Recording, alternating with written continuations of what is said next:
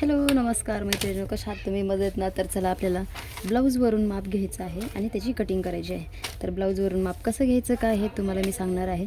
तर हे आहे कटोरी ब्लाऊज. तर मी प्रिन्सेस कट घेणार आहे याचं माप. तर हा कटोरीचा ब्लाऊज आहे, तुम्ही बघू शकता. आणि आता मी याच्यावर प्रिन्सेस कट माप वाढणार आहे.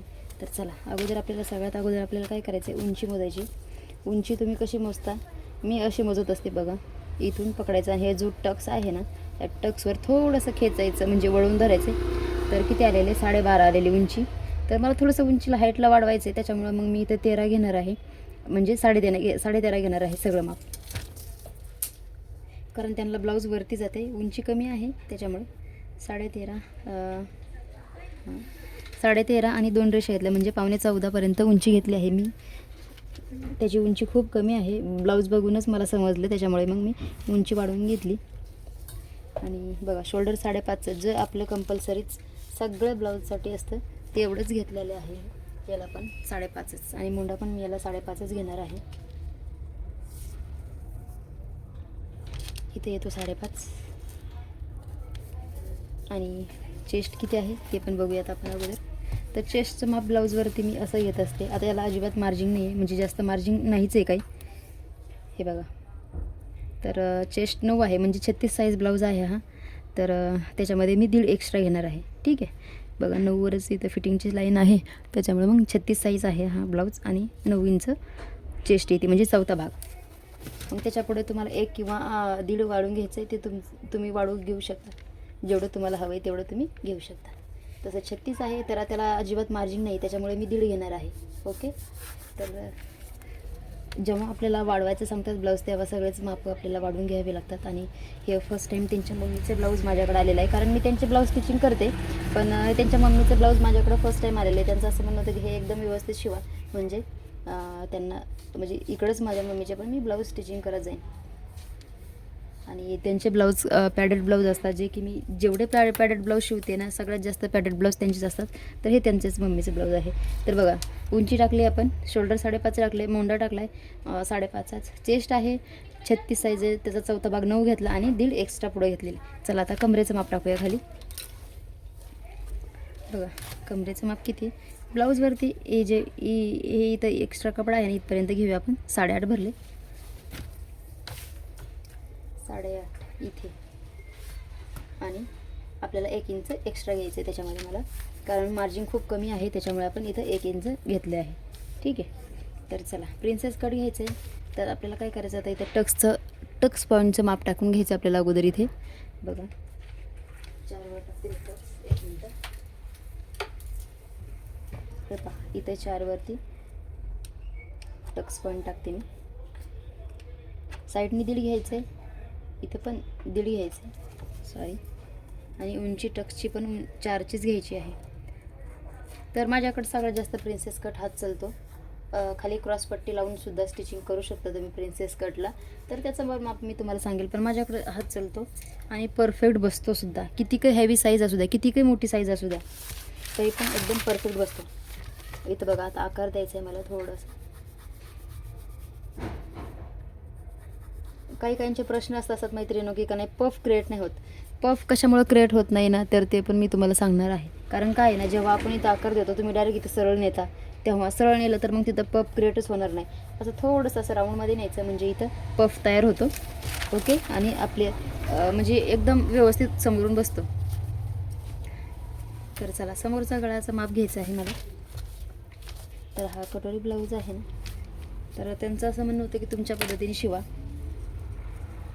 माझे 100% गिरायकामधून माहिती आहे तुम्हाला, 80% गिरायकाचे ब्लाऊज मी स्वतः माझ्या मनाने स्टिचिंग करत असते. त्यांचं काहीच म्हणणं नसतं. 5.5 बघा, 5.5 भरलेलं. तरी तर मी 2.25चं शोल्डर टाकते. 5.5चा गळा आहे, अर्धा इंच शिवायसाठी घेते मी, म्हणजे 6 घेतला आहे. आणि इथून आकार देऊ शकता तुम्ही इथं राऊंडमध्ये. बघा, तर चला आपण काय करूयात, हे कटिंग करून घेऊयात अगोदर. एवढं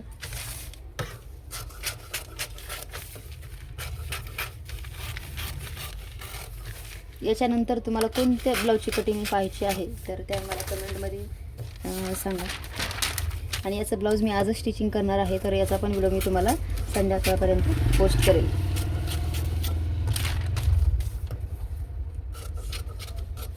एक नंबर बसतो ब्लाऊज मैत्रिणी. तुम्ही एकदा ट्राय करून बघा, शिवून बघा ह्या मापावर कसा बसतोय तुमच्या क्लायंटचा ब्लाऊज वगैरे.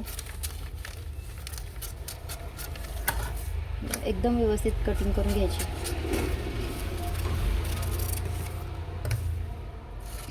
हे जो राऊंड शेप आहे ना, हा राऊंडच आला पाहिजे मैत्रिणी. बघा असा आला ना तर मग एक नंबर इथं पफ क्रिएट होतो एवढ्या जागेमध्ये. जेव्हा आपण इथं अर्धा इंच वाढतो तेव्हा इथं पफ क्रिएट होतं आणि एकदम व्यवस्थित बसतं. कुणा चेस्ट असं दबल्यावणी होती ना, त्याच्यामुळे मग ते जेव्हा आपण ही सरळ घेतो ना इथून याच्या सरळच असं, तर ती दबल्यावणी होतं ना, त्याच्यामुळे मग ते दबल्यावणी होत नाही. जेव्हा आपण इथं आकार देतो व्यवस्थित, तेव्हा राऊंड शेप आला की मग अजिबात चेस्ट अशा दबल्यावणी होत नाही, व्यवस्थित बसते, फिटिंग वगैरे सगळं. हे घेतले मी साईडला ठेवते आणि इथे ठेवते.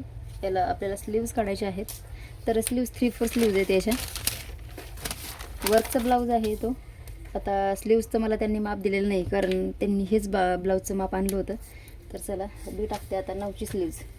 9 कंपल्सरी, ठीक आहे. 3/4 स्लीव्ज. अर्धा इंच 1 इंच तुम्ही शिवण्यासाठी घेऊ शकता. मी 1 इंच घेत असते शिवण्यासाठी आणि हे माप माझं कंपल्सरी आहे. मी एक दिवस तुम्हाला स्लीव्ज पण काढून दाखवली होती. हे 9चं माप माझं कंपल्सरी असतं. आणि इथं आता बघा ही लांब स्लीव्ज आहे, तर इथं खोल बाजूला किती द्यायचं आहे तुम्हाला हे पण लक्षात राहू द्या. मी त्या दिवशी शॉर्ट म्हणजे छोटी स्लीव्ज सांगितली होती, आता ही लांब आहे. 3/4 स्लीव्ज आहेत ना, त्याला इथं 3.5नीच आकार द्यायचा. 3.5 आकार दिला ना तर एकदम व्यवस्थित स्लीव्ज बसते. बघा आता दंडगीर आता माझ्या मनाने टाकायचं आहे मला. आता चला 5.5चा दंडगीर टाकते.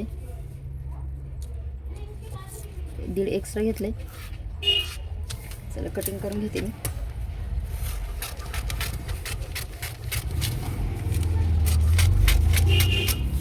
हे पहा, जेव्हा आपल्या स्लीव्जचा असा आकार येतो ना, तेव्हा समजा आपली स्लीव्ज परफेक्ट कटिंग झालेली आहे. एकच नंबर कटिंग झालेली आहे स्लीव्जची. बघा 3/4 स्लीव्ज असेल तर तुम्हाला असंच कटिंग करून घ्यावे लागेल मैत्रिणींनो. तर बघा स्लीव्ज झाले आपली आणि हे पुढचा पण पार्ट कट झाला आहे. आता बॅक साईडचा गळा तुमच्यावर डिपेंड करते की तुम्हाला कसा टाकायचा आहे काय. ओके, तर व्हिडिओ कसा वाटला मला नक्की सांगा कमेंट बॉक्समध्ये. ओके, आणि मला आता हे 1 मीटर अस्तर असल्यामुळे ना मी इथं कटिंग नाही करू शकत अस्तरची वरती, त्याच्यामुळे मी अस्तरवर जेव्हा कटिंग करेन त्याचा एक व्हिडिओ अपलोड करेन. ओके, तर बघा ही कटिंग बघू शकतात तुम्ही. कशी वाटली तेही मला सांगायचं आहे. नवीन व्हिडिओ बघण्यासाठी फॉलो पण करायचे आणि यूट्यूबला बघत असेल तर सबस्क्राईब पण करायचे.